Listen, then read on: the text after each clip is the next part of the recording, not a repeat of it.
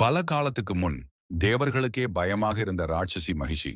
அவள் பெற்றிருந்த வரம் என்ன?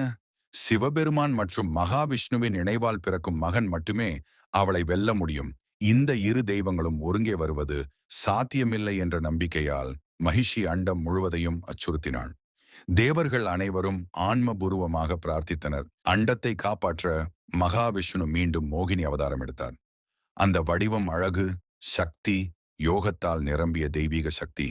மோகினியையும் சிவபெருமானையும் சந்தித்த அந்த தருணத்தில் ஒரு பொற்கதிர் போல ஒரு சிவந்த ஒளி தெய்வீக சக்தியின் தீப்பியாரி உருவானது. அந்த ஒளிச்சுடர்தான் ஐயப்பரின் ஆரம்பம். அந்த ஒளிச்சுடர் தேவர்களின் ஆசிகளுடன் புவிக்கு இறங்கியது. சபரிமலையின் அடர்ந்த காட்டில் உள்ள பம்பை ஆற்றின் மேல் மெதுவாகையே ஒளி நின்றது. ஒரு பெரிய தாமரை மலர் மலர்ந்தது. அதன் நடுவில் ஒரு பளிங்கு போன்ற குழந்தை படுத்திருந்தது. உடலில் தங்கம் கலந்த நீல ஒளி, கால்களில் சிறிய மணியணிகள் தானாகவே ஒலித்தன. காட்டில் உள்ள மிருகங்கள் எல்லாம் அமைதியாக அருகில் வந்து வணங்கி வேட்டையாட வந்த பண்டள மன்னன் ராஜசேகரன் தூரத்தில் பிரகாசமாய் தெரியும் ஒளியை பார்த்தார். அருகே சென்றபோது அந்த தாமரை மலர் அவரை நோக்கி தானாக வந்து நின்றது. குழந்தை அவரை பார்த்து சிரித்தது. ஒரு தெய்வீக வெப்பம் மனதை நிறைத்தது. மன்னன் அந்த குழந்தையை தூக்கி அன்போடு பெற்றார். அவர்தான் பெயர் வைத்தார், மணிகண்டன். கழுத்தில் மணியுடன் பிறந்தவன். மணிகண்டன் குழந்தை பருவத்திலேயே வியப்பூட்டும் திறமையுடன் வளர்ந்தான்.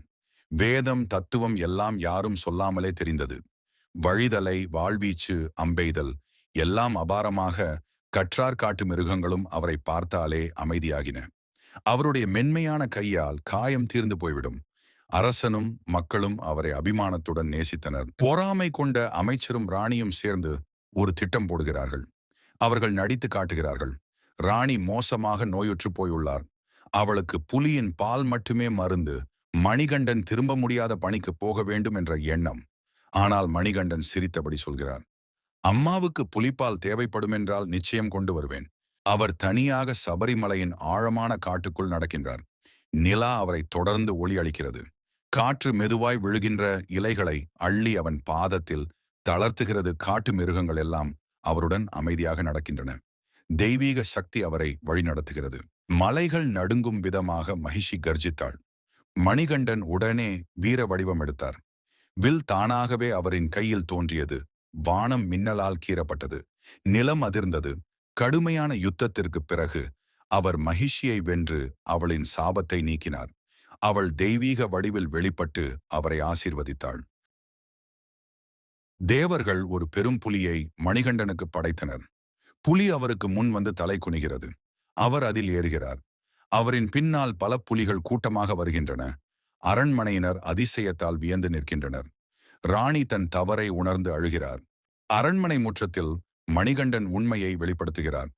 உடல் முழுவதும் தெய்வ ஒளி, பின்னால் பொற்கதிர் வட்டம். தேவர்கள் வானத்தில் தோன்றி வணங்குகிறார்கள். அவர் அரசரிடம் சொல்லுகிறார், எனக்கு சபரிமலையில் ஒரு பீடம் கட்டுங்கள். அங்கு வரும் ஒவ்வொரு பக்தனையும் நான் காத்திடுவேன். ஐயப்பன் தேர்ந்தெடுத்த மலையில் 18 புனித படிகள் தானாக தோன்றின. காடு அமைதியாகி தெய்வீக நறுமணம் பரவியது. வானம் பொற்கதிரால் ஒளிர்ந்தது. ஐயப்பர் யோகாசனையில் அமர்ந்து அமைதி, சக்தி, கருணை நிறைந்த வடிவில் தோன்றினார். அவர் சொல்கிறார், பக்தி, ஒழுக்கம், இருமுடி ஏந்தி வரும் எனது மக்களை நான் என்றும் பாதுகாப்பேன். அந்த நாளிலிருந்து சபரிமலை யாத்திரை ஆரம்பமாகி இன்று வரை கோடி கோடி பக்தர்களின் நம்பிக்கையாக இருக்கின்றது.